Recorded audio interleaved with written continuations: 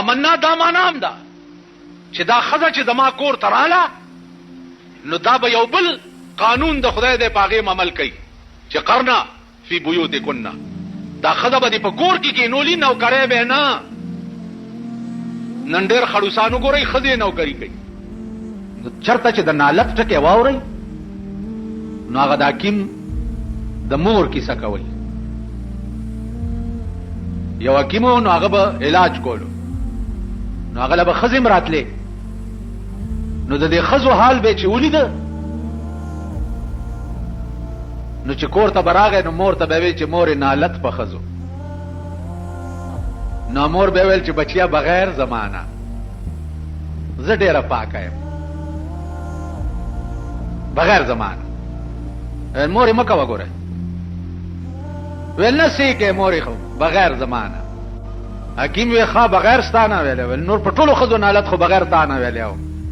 و یو طالب ورته مسلاتی کو چې مسلاتی کو نو ا طالب به کور تطلو راتلو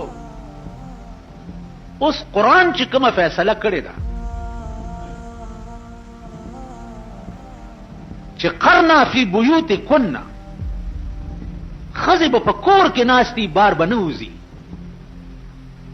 دا دروغ دي کدا دروغ نه دي او دا د خدای حکم دی نن ستاسو ټول ملک خزي ولې په سرکو د ګډو پشان ګرځي دا چا خزي دي دا چا لونه دي دا چا خويندې دي ستاسو زما دي کنه دي اوس چې تا د خدای حکم پریخو او د انګريز لار دی اختیار کړ چې داغي خزي بربندي ګرځي او پردو سړو سره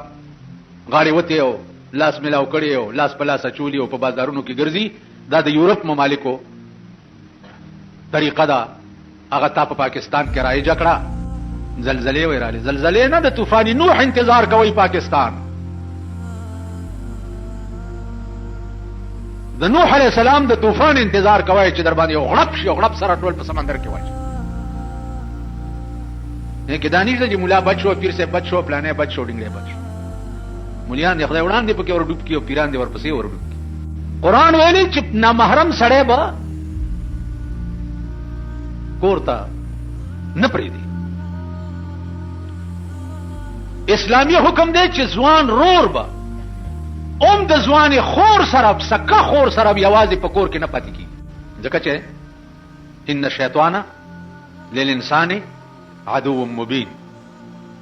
شیطان د انسان ډېر لوی دشمن دی نو ځوان رور بم ځوان خور سره په کور کې نه کی دا کیس د مسلې شکل نه دی دا د لیدو شکل دی ماته یو کیس راوړو زغه زمانہ کې بجلیګر کې خور دا ګونګای د پخلا او ضرور نه حامل شوه